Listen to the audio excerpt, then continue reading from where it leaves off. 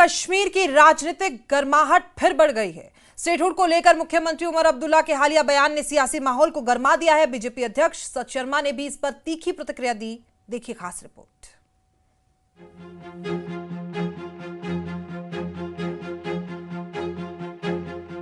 मंगलवार को अनंतनाग में मुख्यमंत्री उमर अब्दुल्ला ने स्टेटहुड को लेकर बड़ा बयान दिया। उन्होंने कहा कि अगर स्टेटहुड के लिए बीजेपी को सरकार में शामिल होना पड़े तो उससे पहले मुख्यमंत्री की कुर्सी छोड़ देंगे। उन्होंने ये साफ किया कि वो लोकतांत्रिक तरीके से अपने अधिकारों के लिए लड़ेंगे और लद्दाख जैसी हिंसा नहीं चाहते। सीएम उमर ने कहा कि हालात बिगड़ने में वक्त नहीं लगता। हम नहीं चाहेंगे कि बेगुनाहों का खून बहाया जाए। स्टेटहुड हमारे लिए कोई एहसान नहीं बल्कि केंद्र सरकार का वादा है।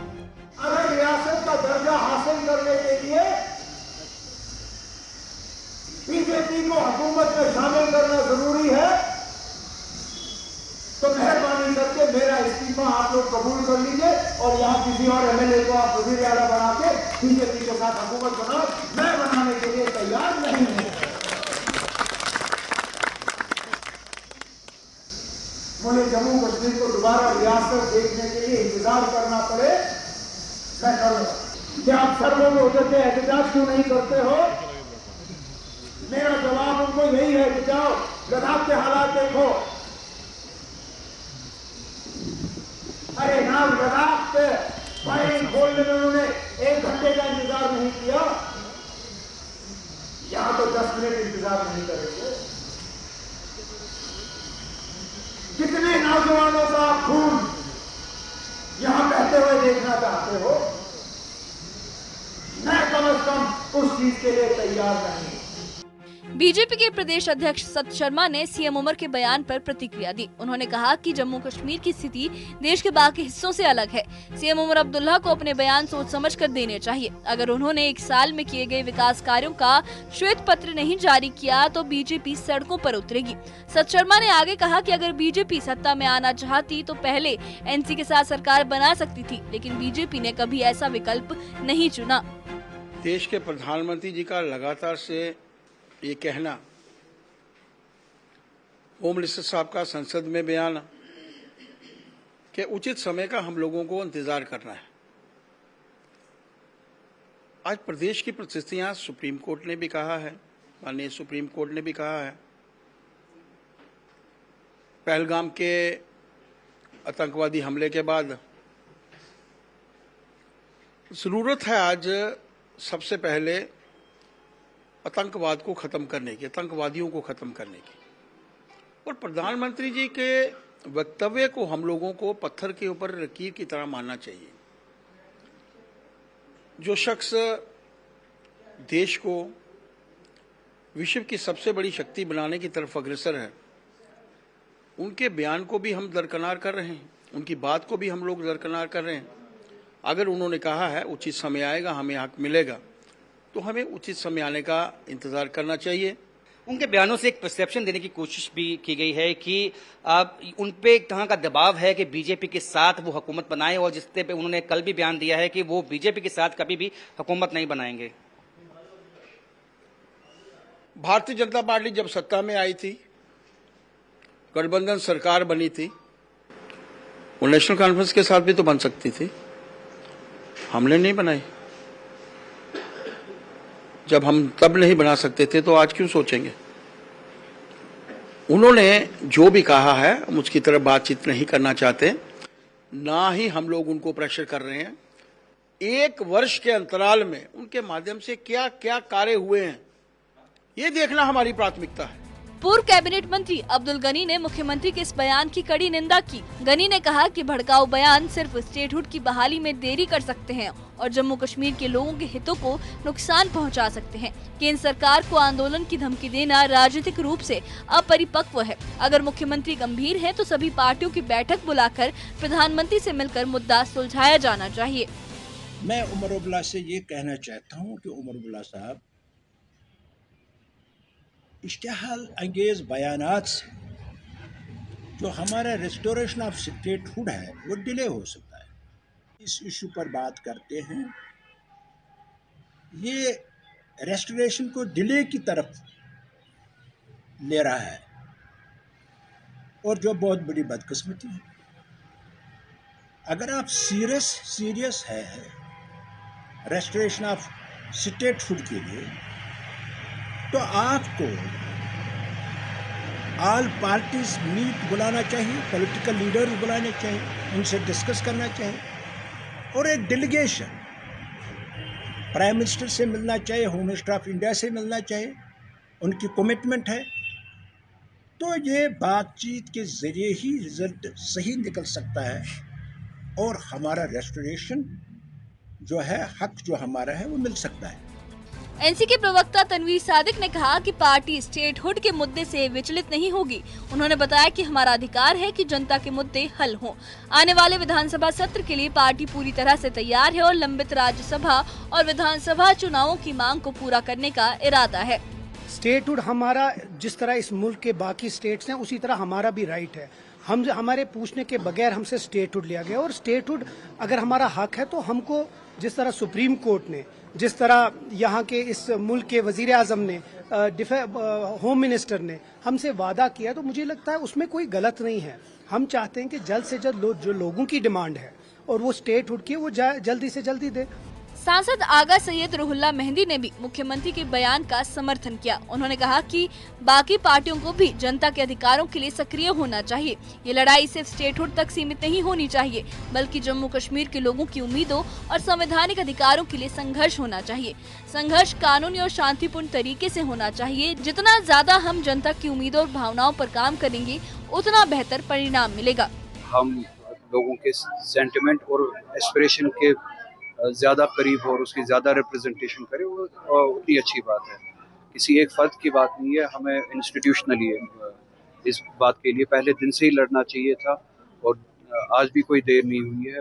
लड़ना शुरू करें इंस्टीट्यूशनली, डेमोक्रेटिकली, पीसफुली। हम इस अपने एस्पिरेशन हक के लिए, आईनी हक जो है, उसके लिए लड़ना शुरू करें, और न सिर्फ स्टेटहुड की बात करें, बल्कि स्टेटहुड के साथ साथ हमारी प्रोटेक्शन जो है, आईनी प्रोटेक्शन जो हमसे 5 अगस्त को छीनी गई, उन सब के लिए हम बात करें। तो ये बात जितनी जल्दी सबको समझ में आए, न सिर्फ एक फर्द की या एक तंजीम को, ना जितनी जल्द ये बात हर किसी को समझ में आए, उतना बेहतर है, और हर किसी को एक ही जुबान में इसके लिए लड़ना पड़े।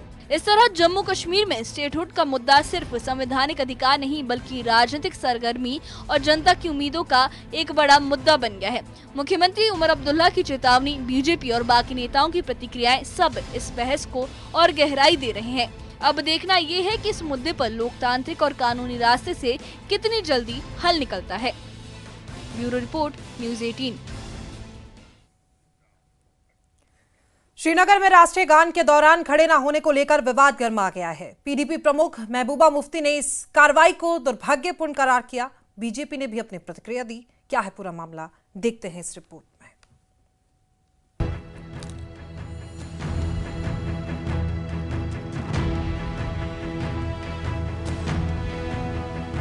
श्रीनगर के टेबल ग्राउंड छताबल में शहीद फुटबॉल टूर्नामेंट के दौरान राष्ट्रीय गान बजने पर खड़े न होने के आरोप में पुलिस ने दर्जन भर से ज्यादा दर्शकों को हिरासत में लिया। हालांकि उनके परिवारों का कहना है कि राष्ट्रगान की आवाज धीमी और अस्पष्ट थी, इसलिए उन्हें पता ही नहीं चला कि राष्ट्रगान शुरू हो गया था। इस कार्रवाई पर पीडीपी प्रमुख महबूबा मुफ्ती ने प्रतिक्रिया दी। उन्होंने कहा कि राष्ट्रगान हमारे देश का गान है और हमने हमेशा इसका सम्मान किया है। कई युवाओं को खड़े न होने के कारण हिरासत में लेना चिंताजनक है। बीजेपी बंदूक के सहारे चीजें करवाना चाहती है, जो बेहद दुर्भाग्यपूर्ण है।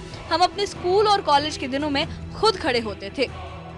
महबूबा मुफ्ती ने इस दौरान युवाओं के लिए खेल और मनोरंजन के महत्व पर भी जोर दिया। उन्होंने कहा कि टेबल ग्राउंड छताबल जैसे मैदान युवाओं के लिए बहुत अहम है और उन्होंने सेना और डीसी से अपील की कि ये मैदान सिर्फ युवाओं के लिए रखा जाए। उन्होंने कहा कि बेरोजगारी और ड्रग्स जैसी समस्याओं से निपटने के लिए युवाओं के लिए खेल और गतिविधियों की पर्याप्त व्यवस्था जरूरी है। छताबल तबेला ग्राउंड देखा मैंने, उसके बाद एमईटी का ग्राउंड देखा।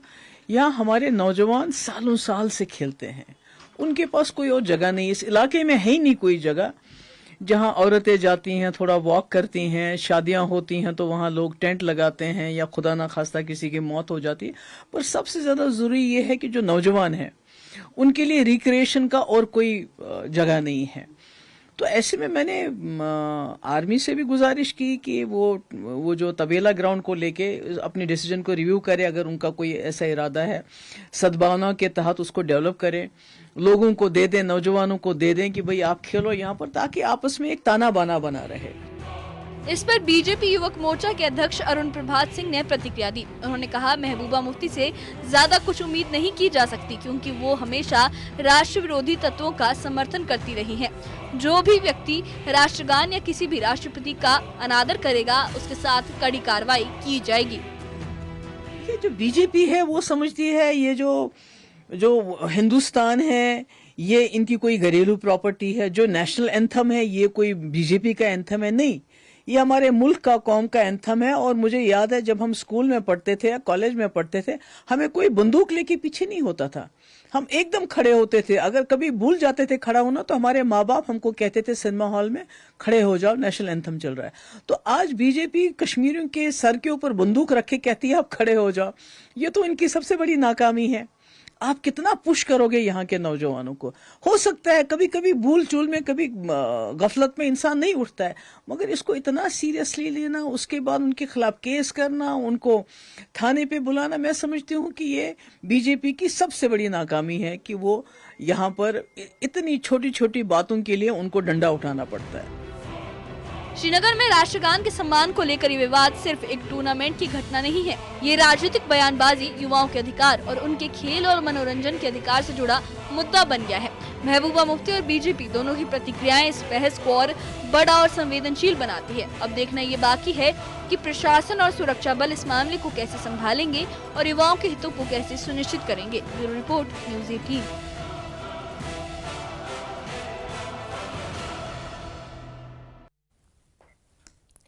बड़गांव में अलगाववाद और आतंकी नेटवर्क के खिलाफ पुलिस ने बड़ा कदम उठाया है।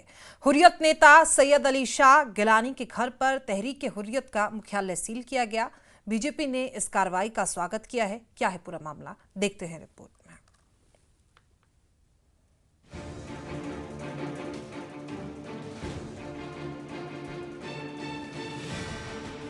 बडगाम के हैदरपोरा में पुलिस ने तहरीक हुर्रियत के मुख्यालय को सील कर दिया। ये मुख्यालय दिवंगत हुर्रियत नेता सैयद अली शाह गिलानी के घर पर था।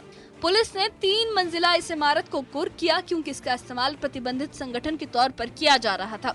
इस कदम के जरिए सुरक्षा एजेंसियां अलगाववादी नेटवर्क और आतंकवाद से जुड़े ठिकानों पर नजर रखना चाहती है। सोपोर में भी पुलिस ने जमाते इस्लामी से जुड़े लोगों के घरों पर तलाशी अभियान चलाया। ये कार्रवाई इलाके में अलगाववाद और आतंकवाद को कमजोर करने के उद्देश्य से की गई है, ताकि स्थानीय सुरक्षा और शांति बनाए रखी जा सके।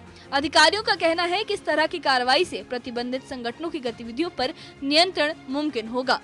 बडगाम पुलिस ने कार्रवाई की। बैनर्ड ऑर्गेनाइजेशन तहरीक हुर्रियत का जो ऑफिस है, हेड ऑफिस है, उसे यहाँ पर बैन किया गया है, सील किया गया है। ये यहाँ पर इस ऑफिस का आप गेट देख लीजिए, इस पर सील लगी है और यहाँ पर बडगाम पुलिस ने अटैचमेंट नोटिस भी लगाई है। थोड़ा सा साथी से गुजारिश करूंगा, ये अटैचमेंट नोटिस आप देखिए, जिस पर पुलिस ने ये जानकारी दी है। ये जो ये 3 मंजिला बिल्डिंग है, ये तहरीक हुर्रियत का हेड ऑफिस है और इसे जो इसकी अराजी है 1 कनाल 1 मरला पर ये जो बिल्डिंग है वो तामीर की गई थी और इसे बडगाम पुलिस ने अटैच किया है, क्योंकि गुज़श्ता साल अगस्त 2024 में बडगाम पुलिस स्टेशन में यूएपीए के तहत केस रजिस्टर हुआ था और उसी केस की कार्रवाई में आज जो ये ऑफिस है तहरीक हुर्रियत ऑर्गेनाइजेशन का, हालांकि पहले ही हुर्रियत को बैन किया गया है, उनका जो हेड ऑफिस है हैदरपुरा में, उसे आज अटैच किया गया है। जो प्रॉपर्टी है उसको सील किया गया है। एक मरतबा फिर से आपको ये तस्वीर दिखाएंगे, क्योंकि ये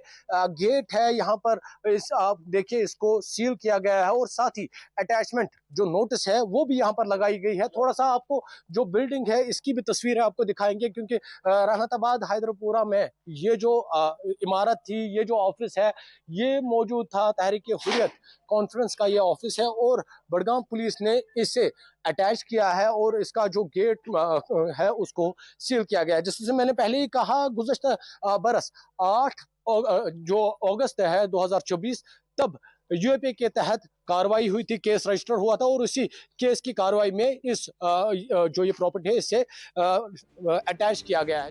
इस कार्रवाई पर बीजेपी नेता और प्रवक्ता अल्ताफ ठाकुर ने प्रतिक्रिया दी। उन्होंने कहा, हम इस कदम का पूरा स्वागत करते हैं और भविष्य में भी ऐसी कार्रवाई होनी चाहिए। ये वही लोग हैं जिन्होंने 40 साल तक अपने निजी एजेंडों के लिए कश्मीर को नुकसान पहुंचाया, चाहे वो पत्थरबाज हो या जिन युवाओं ने अपनी जान गंवाई।